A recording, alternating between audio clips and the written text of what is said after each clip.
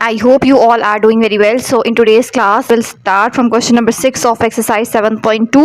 से previous lecture में मैंने क्वेश्चन नंबर 1 to 5 कंप्लीट किया था. आज की क्लास में हमने question number 6 to question number 9 complete करने हैं. ठीक है, कॉम्प्लिकेटेड क्वेश्चंस है, मिक्स ना हो जाए सारी इक्वेशंस, उसकी वैल्यूज, फार्मूलाज, तो इसीलिए एक्सरसाइजेस को 3 पार्ट्स में डिवाइड किया है. ठीक है, लास्ट लेक्चर में 1 to 5 क्वेश्चन किए थे. आज की क्लास में 6 to 9 करेंगे और इसका जो लास्ट थर्ड पार्ट होगा उसमें हम 10 to 13 करेंगे. तो इस तरीके से हमारे सारे क्वेश्चन बहुत ही डिटेल के साथ आपको साथ साथ समझ आएंगे, अच्छे से क्लियरली सॉल्व हो जाएंगे. ठीक है, so without any further delay let's start our today's class. So question number 6 की स्टेटमेंट क्या है हमारे पास? Find an equation of. Question number 6 है हमारे पास टोटल A to I, ये टोटल हमारे पास पार्ट्स गिवन है 1 2 3 4 5 6 7 8 9, टोटल 9 पार्ट्स गिवन है. अब इसके अकॉर्डिंग जो वैल्यूज़ गिवन है ना, उसके अकॉर्डिंग हमने इक्वेशन बनानी है. अब ये क्वेश्चन स्टार्ट करने से पहले मैंने एक जगह सेपरेटली सारे फार्मूलाज लिखे हुए हैं, वो मैं आपके साथ शेयर करती हूँ ताकि पहले हम फार्मूला को देख लेते हैं, फिर जब हम ये क्वेश्चन करेंगे ना तो हमें बहुत ही ईजी लगेगा. ठीक है, तो फाइंडिंग इक्वेशन हमने फाइंड करनी है. इक्वेशन फाइंड करने का मतलब होता है जब भी आपके पास आएगा ना फाइंड इक्वेशन, तो आपने इक्वेशन फाइंड करनी होती है. आंसर किस फॉर्म में आना चाहिए? आंसर इस फॉर्म में आने चाहिए. पहले x की वैल्यू होनी चाहिए, फिर y वाली टर्म होनी चाहिए और एंड में कोई कांस्टेंट होना चाहिए और इक्वल के दूसरी साइड पे मींस राइट साइड पे 0 होना चाहिए. तो ये तो हमारे पास रिक्वायर्ड आंसर है कि आंसर जो है ना वो इस फॉर्म में होना चाहिए. अब कैसे कैसे पता चलेगा कि हमने कौन कौन सी इक्वेशन अप्लाई करनी है? अगर तो मेरे पास एक पॉइंट गिवन है और एक स्लोप मीन गिवन है 2,3 ऐसे और स्लोप गिवन है, m की वैल्यू गिवन है. ठीक है, तो फिर सिंपल मैंने ये इक्वेशन यूज करनी है. कौन सी वाली यूज करनी है? y minus y1 equal to m x minus x1. कब यूज करनी है? जब भी हमारे पास कोई पॉइंट और एक स्लोप गिवन होगी तो हम सिंपल ये इक्वेशन यूज करते हैं और इससे हम अपनी इक्वेशन जो है वो बना लेते हैं इस फॉर्म में.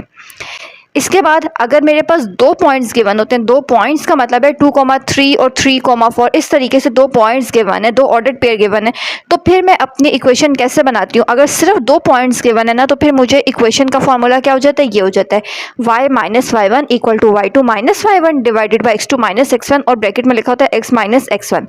वैल्यूज पुट करते हैं और इसको इस फॉर्म में अरेंज कर लेते हैं. थर्ड क्या हमारे पास मेथड आ जाता है? अगर मेरे पास y इंटरसेप्ट लिखा हुआ होगा, y इंटरसेप्ट गिवन है, उसकी कोई वैल्यू है और स्लोप मींस कि y is equal to for example 7 given है और m की वैल्यू 2 गिवन है. अगर y एंड m गिवन है ना तो फिर हम ये वाला फार्मूला यूज करते हैं. कौन सा? y is equal to mx plus c, simple formula. ठीक है, अब इसमें जो y इंटरसेप्ट होता है ना, इस वैल्यू को हम c का नाम देते हैं. इस c की जगह मैंने वो वैल्यू पुट करनी होती है. तो इस तरीके से भी हम इक्वेशन फाइंड आउट कर सकते हैं. और अगर मेरे पास दोनों इंटरसेप्ट गिवन है मींस कि x इंटरसेप्ट y इंटरसेप्ट दोनों गिवन है, तो फिर कौन सा फॉर्मूला यूज करते हैं इक्वेशन बनाने के लिए? फिर ये यूज करते हैं x by a plus y by b is equal to 1. और लास्ट अगर सिर्फ ये जो है ये अगर y इंटरसेप्ट और स्लोप गिवन होगा तो ये वाला, अगर x इंटरसेप्ट और स्लोप गिवन होगा तो फिर ये वाला. कौन सा वाला? यही जो सबसे फर्स्ट में हमने यूज़ किया था, एक पॉइंट और स्लोप वाला. एक पॉइंट है, एक स्लोप है, तो y minus y1 equal to m x minus x1. अब ये टोटल मेरे पास 1 2 3 4 और फार्मूलाज हैं. इनको याद रखने के जब ये हमारे पास ये पॉइंट्स या ये स्लोप गिवन होगी तो हमने कौन सा फार्मूला अप्लाई करना है. अगर ये चारों फार्मूले आपको अच्छे से याद हो जाते हैं, इसको साथ साथ नोट डाउन कर लें. पहले फार्मूला नोट डाउन करें, फिर अब हम क्वेश्चन सॉल्व करेंगे ना तो साथ साथ ये क्वेश्चन आपको बहुत ही अच्छे से क्लियर भी होते रहेंगे. सो क्वेश्चन नंबर 1 देखते हैं. क्वेश्चन नंबर 1 क्या है मेरे पास? पार्ट ए है द हॉरिजॉन्टल लाइन थ्रो 7, -9. अब सबसे पहले तो इसको ग्राफ के थ्रू समझते हैं ना. ये पॉइंट है, पहला x होता है और दूसरा y होता है. करते हैं. अब ये मैंने एक एक्स वाई प्लेन बना दिया. ये x की वैल्यू है 7, तो 1 2 3 4 5 6 7, यहाँ पे कहीं पॉजिटिव 7 आएगा.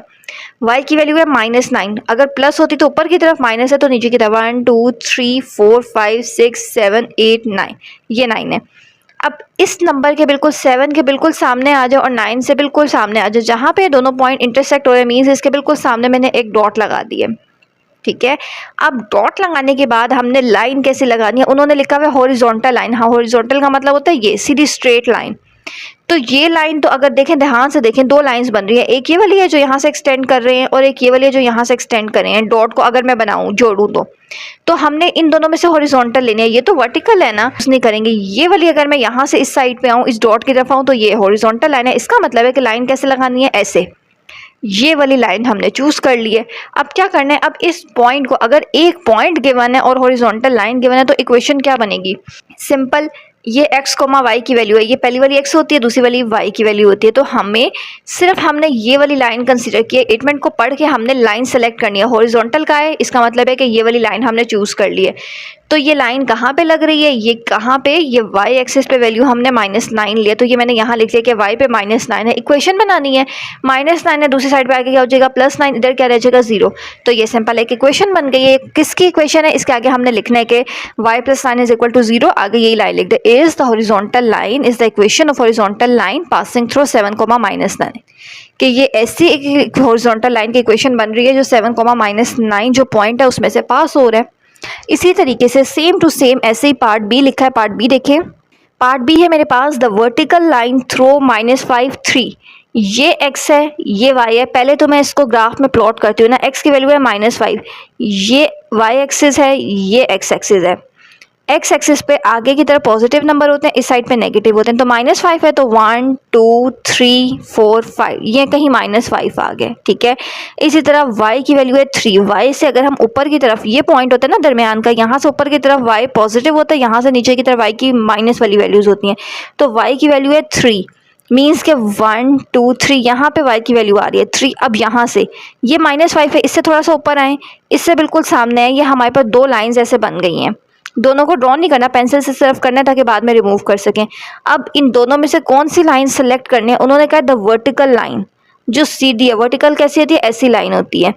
तो दो लाइंस है, एक ये वाली है, एक इस तरह है, और एक ये वाली है इस तरह। तो दोनों में से वर्टिकल कौन सी है, सीधी स्ट्रेट लाइन कौन सी है, ये वाली, ये सीधी है। तो इसको फिर आपने डॉटेड के बजाय प्रोमिनेंट लाइन से, मीन्स के प्रॉपर पेंसिल से लाइन लगा लेनी है, और ये वाली जो है इसको रिमूव कर दें।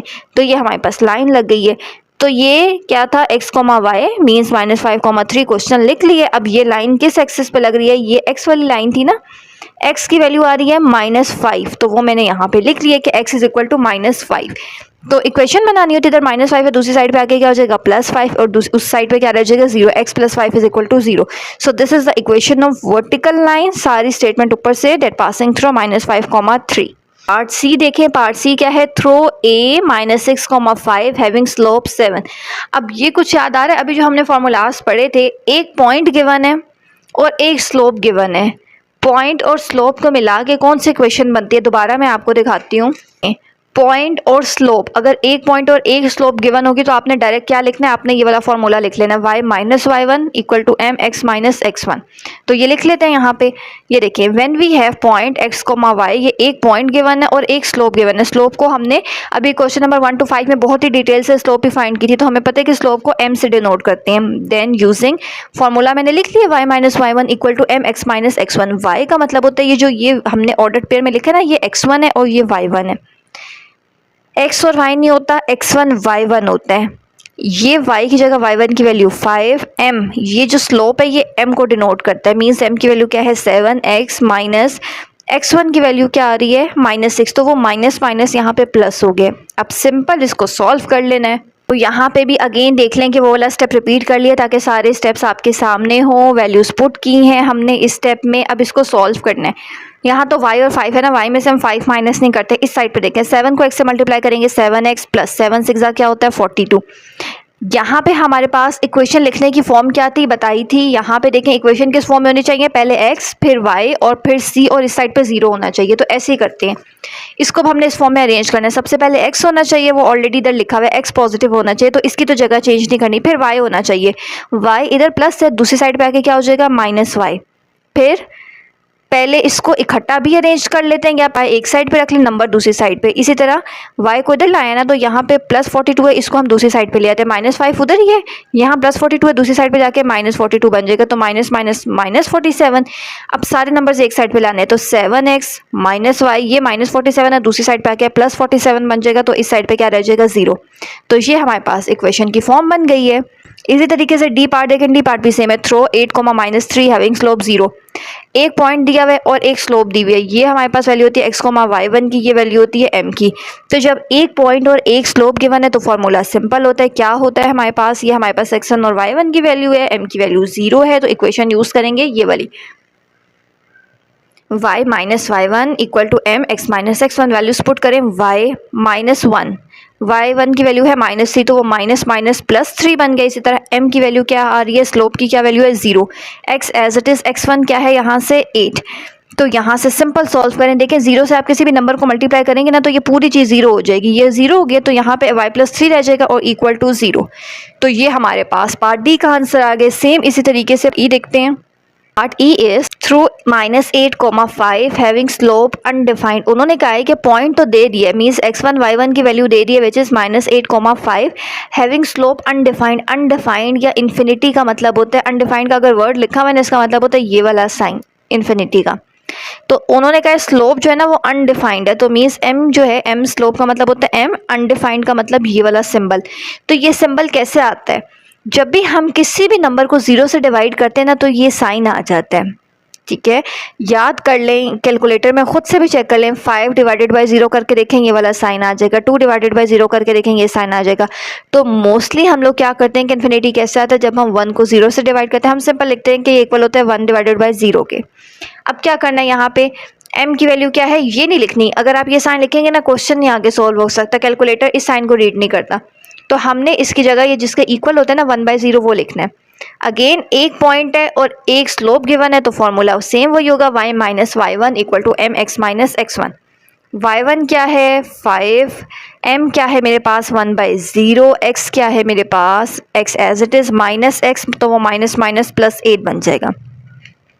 आगे से सेम सिंपल सा है, जो नंबर डिवाइड होता है इसका मतलब है वो दूसरी साइड पे जाके मल्टीप्लाई होगा, 0 इधर डिवाइड हो रहा है दूसरी साइड पे आके मल्टीप्लाई हो जाएगा।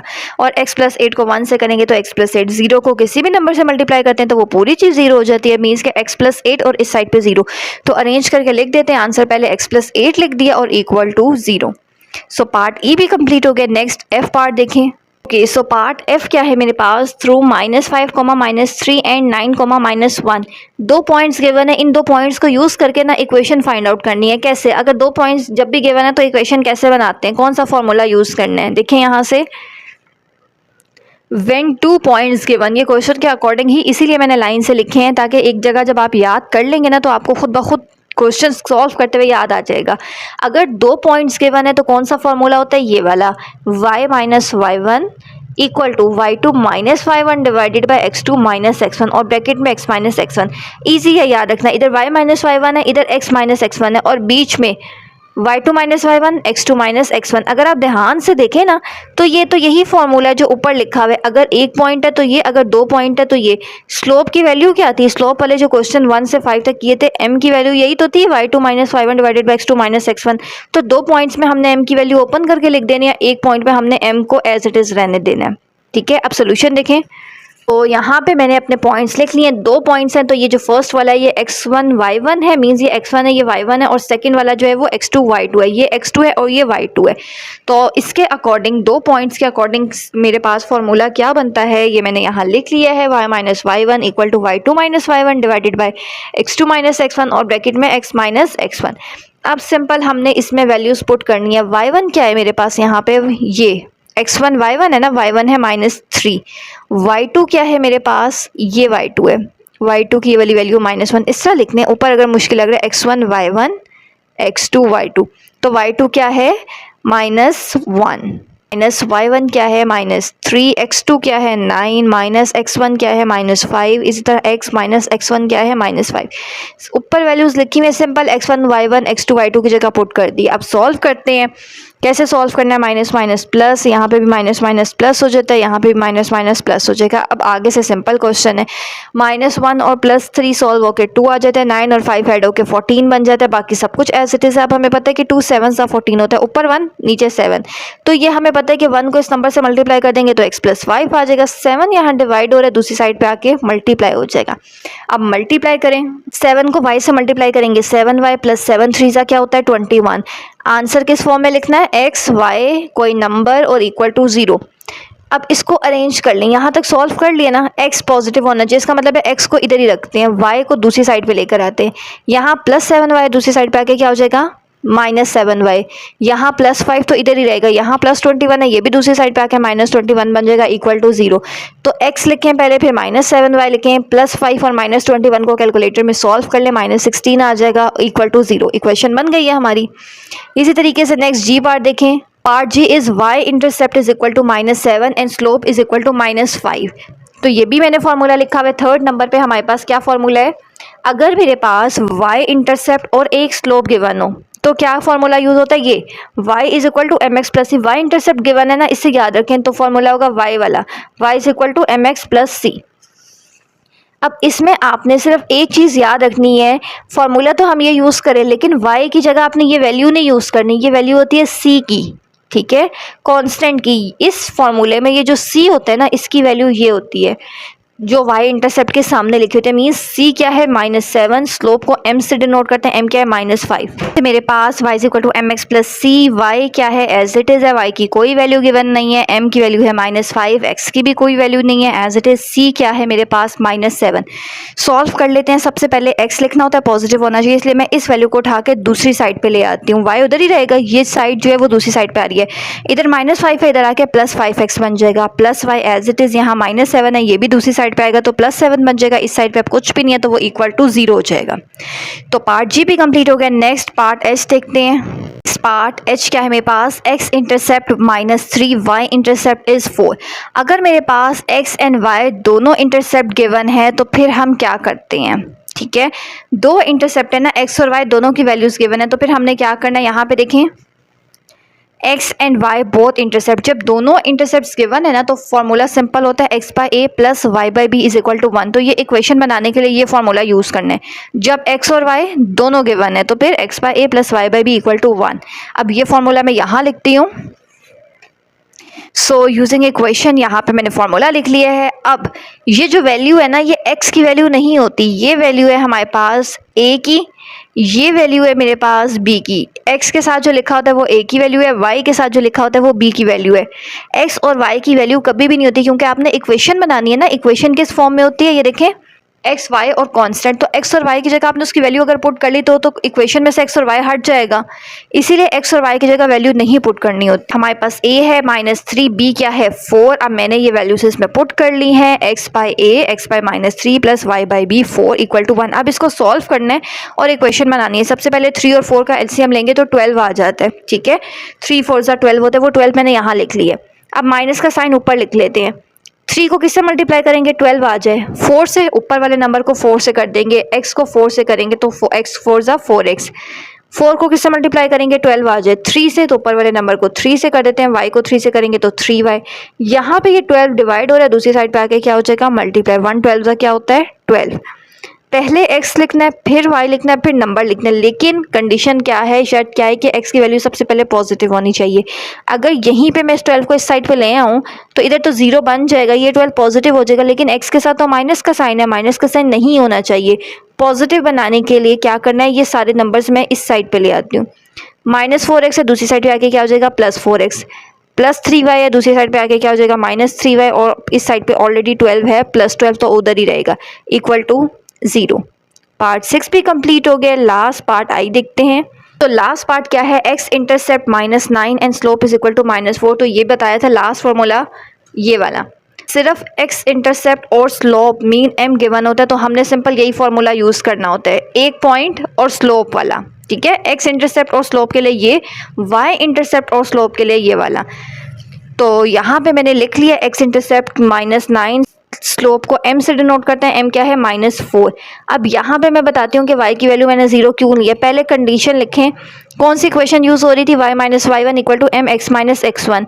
तो ये तो मेरे पास वैल्यू गिवन है x1 की, ठीक है, इस क्वेश्चन के अकॉर्डिंग मुझे y1 और x1 की वैल्यू चाहिए।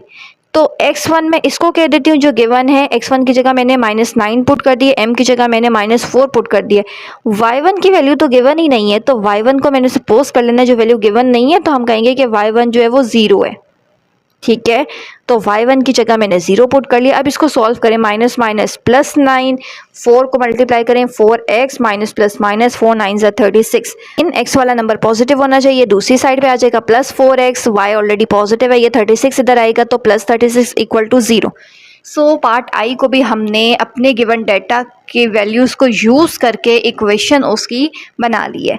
सो क्वेश्चन नंबर 6 हमारा कंप्लीट हो गया। आई होप आप लोगों को अच्छे से क्लियर भी हो गया होगा, इसीलिए फॉर्मूले के साथ सारे क्वेश्चंस करवाए हैं। नेक्स्ट क्वेश्चन नंबर 7 देखते हैं। क्वेश्चन नंबर 7 थोड़ा सा ट्रिक्शन है, इसको आपने एक दफ़ा ध्यान से समझ लेना है। क्वेश्चन नंबर 7 की स्टेटमेंट क्या है? Find an equation of the perpendicular bisector of the segment joining the points A and B.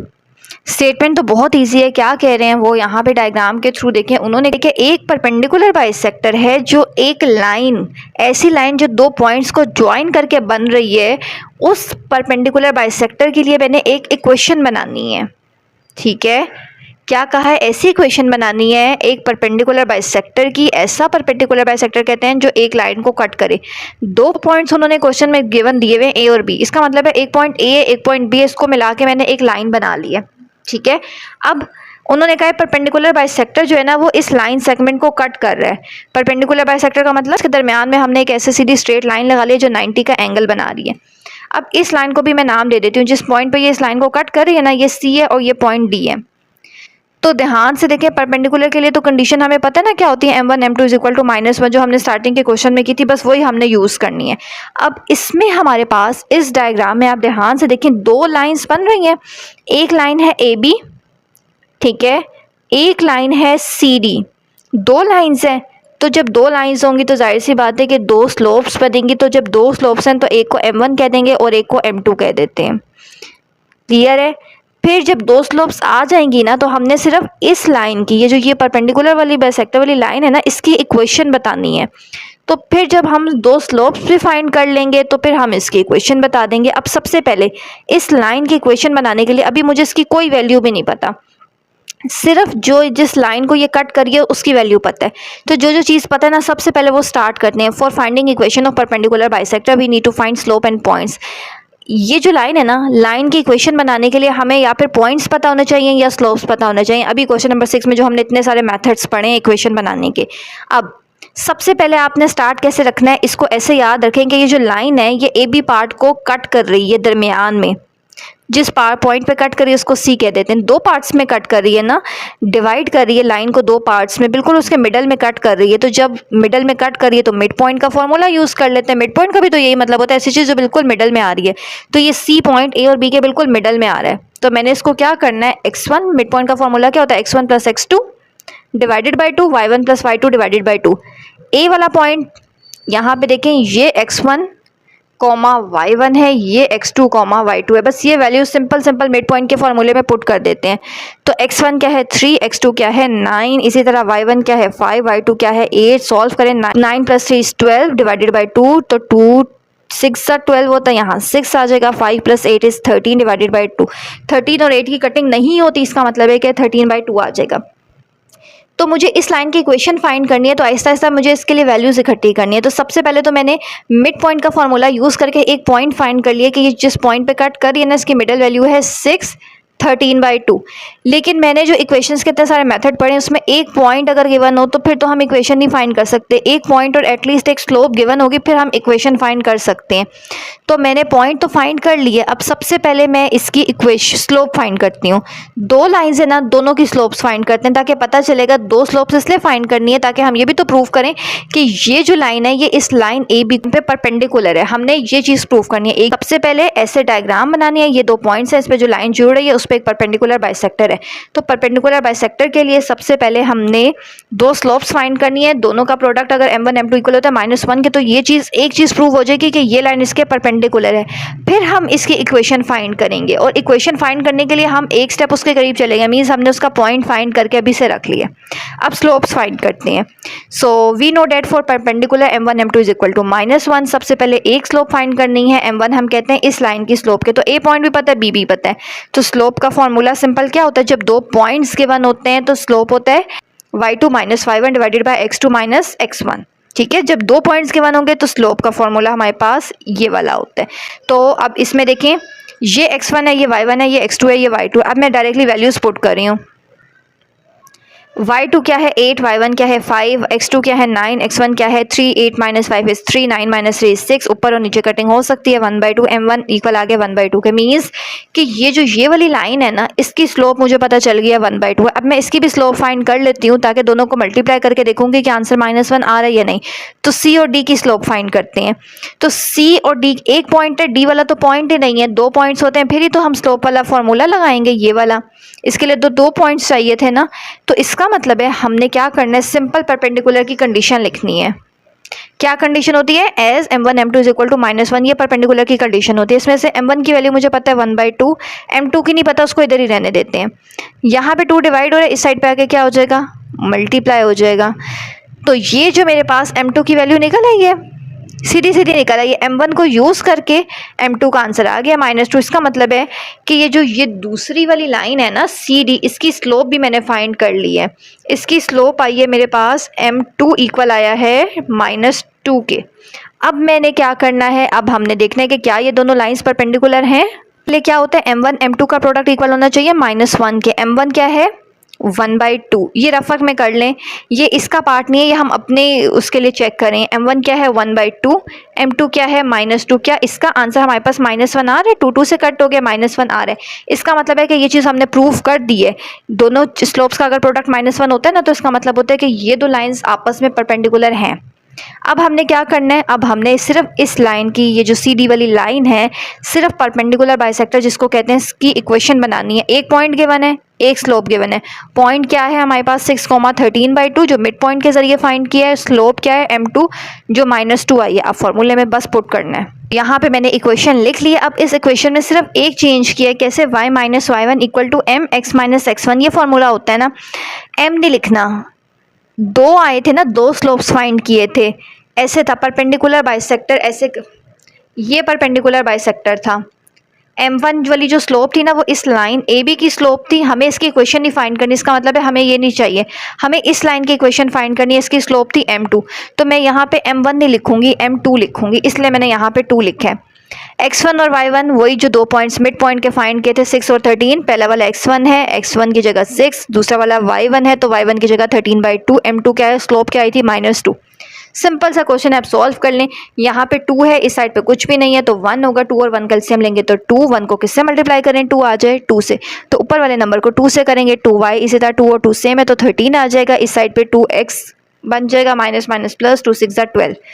यहाँ पे 2 डिवाइड हो रहा है, इस साइड पे आके मल्टीप्लाई हो जाएगा, तो 2 को हमने अंदर वाले दोनों नंबर से मल्टीप्लाई करना है। 2 2 4x प्लस 2 12 24।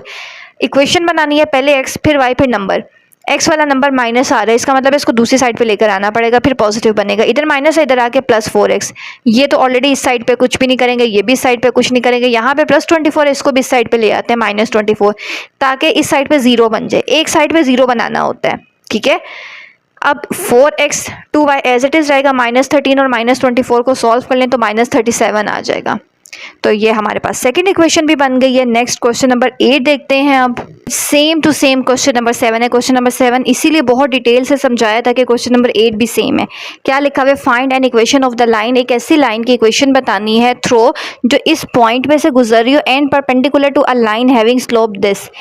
वही वाली स्टेटमेंट है जो यहाँ लिखी हुई है। परपेंडिकुलर बाइसेक्टर का वर्ड यहाँ लिखा था, यहाँ ये वर्ड लिखा है। उन्होंने कहा है कि ऐसी इक्वेशन बतानी है जो इस पॉइंट पे से गुजर रही हो। ये सोल्यूशन देखें, टू सेम डायग्राम है। एक लाइन है, ठीक है, उसके उन्होंने कहा है कि एक ही पॉइंट गिवन है। जैसे इससे प्रीवियस 7 क्वेश्चन में 2 पॉइंट्स थे ना, ए और बी, तो एक पॉइंट को ए कह दिया था, एक पॉइंट को बी कह दिया था। अब 8 में ना एक ही पॉइंट गिवन है, एक ही पॉइंट गिवन है, तो एक पॉइंट वो होता है, ये एक मैंने सीधी स्ट्रेट लाइन ले ली है।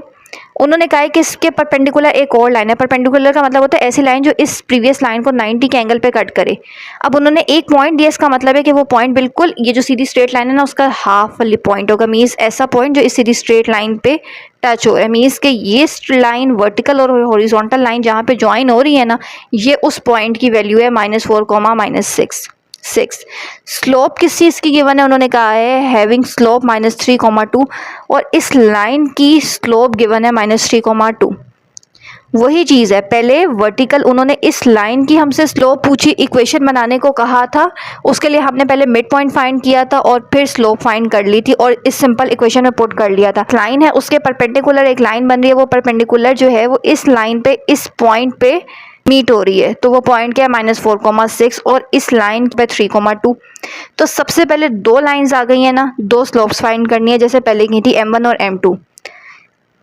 सबसे पहले बोथ लाइंस आर परपेंडिकुलर, तो परपेंडिकुलर के लिए कंडीशन क्या होती है, m1 m2 is equal to -1, slope of m1 ये मेरे पास एक स्लोप गिवन है, ये जो ये वाली लाइन है ना इसको 1 कहना है, ये जो वर्टिकल लाइन है इसको 2 कह देते हैं। तो स्लोप ऑफ m1 तो गिवन है 3/2, स्लोप ऑफ वर्टिकल गिवन नहीं है, वर्टिकल लाइन गिवन नहीं है, m2 गिवन नहीं है, परपेंडिकुलर लाइन कह देते हैं। तो जब दोनों में से एक गिवन होती है तो परपेंडिकुलर की कंडीशन लिख ली, m1 m2 equal to -1, m1 given है -3/2, m2 इधर से निकालते हैं, 2 इधर डिवाइड हो रहा है, इस साइड पे आके मल्टीप्लाई होगा, 3 इधर मल्टीप्लाई हो रहा है, इधर आके डिवाइड होगा, ऐसे 2 ऊपर आ जाएगा, -3 नीचे, तो माइनस माइनस कट हो गया, 2 1 2/3, m2 की वैल्यू आ गई है। m1 ऑलरेडी पता था, m2 भी आ गया, मीन्स के ये जो लाइन थी ना इसका स्लोप हमें पता चल गई है। तो अब हमने क्या करना है, उन्होंने हमें कहा है कि ये जो परपेंडिकुलर लाइन है ना, आप इसकी इक्वेशन हमें बताएं। हमें इस लाइन का एक पॉइंट तो पता है, उस पॉइंट की वैल्यू ये है। अब हमने स्लोप भी फाइंड कर लिए, m2 भी फाइंड कर लिए 2/3। तो अब सिंपल वही इक्वेशन लिखें। इन इक्वेशन लिखनी है y - y1 is equal to m2 x - x1। Vertical line की इक्वेशन बतानी है ना, तो इसको हम m2 कहते हैं। यहाँ पे वैल्यूज पुट करें, ये x1 होता है, ये y1, x1 क्या है, y1 क्या है -6, m2 क्या है 2/3, x1 क्या है -4। अब इसे सॉल्व करें, minus minus plus, minus minus plus, यहाँ पे 3 डिवाइड हो रहा है, दूसरी साइड पे आके मल्टीप्लाई होगा, 3 को y से करेंगे 3y प्लस 3 6 18, इसी तरह 2 को अंदर 2x प्लस 2 4 8। सॉल्व कर लेते हैं, पहले x वाला नंबर लिखना है, तो x के साथ पॉजिटिव साइन होना चाहिए, पॉजिटिव है पहले 2x, 3y नेगेटिव होना चाहिए, तो इस साइड पे आके -3y, 18 भी दूसरी साइड पे आ जाएगा -18, तो +8 और -18 को सॉल्व करेंगे, आंसर क्या आ जाएगा -10। तो ये हमारे पास सिंपल इक्वेशन बन गई है। लास्ट क्वेश्चन नंबर 9 देखते हैं। 9 क्या है, find an equation of the line through this. ऐसी इक्वेशन है जो इस पॉइंट में से पास हो रही है और पैरेलल है दूसरी लाइन के जिसका स्लोप है -24। अब 7 और 8 एक ही जैसे हैं, उसमें परपेंडिकुलर वाली कंडीशन लगानी है, और 9 में हमारे पास पैरेलल का वर्ड आ गया, इसमें हमने पैरेलल वाली कंडीशन यूज़ करनी है। एक पॉइंट है, एक लाइन है जो इस पॉइंट पे से 11,-5 से पास हो रही है, हमें इस लाइन की इक्वेशन बतानी है। इसके बिल्कुल पैरेलल एक दूसरी लाइन है जिसकी स्लोप हमें गिवन है, ठीक है। तो हमने क्या करना है, सिंपल पैरेलल के लिए क्या कंडीशन होती है, m1 = m2 ये होती है।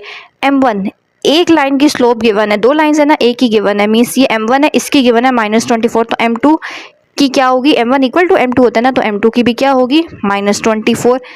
हमने क्या करना है, हमने इस लाइन की इक्वेशन बतानी है। एक पॉइंट गिवन है, एक स्लोप भी पता चल गया, इसकी स्लोप आई है -24। तो जब एक पॉइंट और एक स्लोप गिवन होती है तो सिंपल क्या फॉर्मूला यूज़ होता है, ये वाला, y - y1 = m x - x1। y1 क्या है, ये x1 है, ये y1 है, y1 क्या है -5, m क्या है -24, m2 लिख देंगे। x क्या है, x as it is, x1 क्या है 11, तो माइनस माइनस प्लस, 24 को x से करेंगे -24x, माइनस माइनस प्लस 24 को 11 से करेंगे तो 264। तो x वाली वैल्यू पॉजिटिव होनी चाहिए, माइनस है, दूसरी साइड पे आके प्लस हो जाएगी, y +5 एज इट इज़, यहाँ पे प्लस 264 इधर आके माइनस हो जाएगा, और इस साइड पे 0, 24x + y minus plus minus 259 = 0। तो यहाँ पे हमारा क्वेश्चन नंबर 9 भी जो है वो कंप्लीट हो जाता है। सो आज की क्लास में हमने question number 6 to question number 9 एक एक पार्ट बहुत ही डिटेल से किया है। I hope you find this lecture informative. थोड़े से क्वेश्चन डिफिकल्ट हैं, लेकिन अगर आप इसको 2-3 दफ़ा प्रैक्टिस करेंगे, फॉर्मूले को याद रख लेंगे, तो ये क्वेश्चन बहुत ही ईजी है, इसमें कुछ भी ऐसा नहीं है जो डिफिकल्ट हो। So find this lecture informative, so do subscribe this channel and don't forget to like, share and subscribe.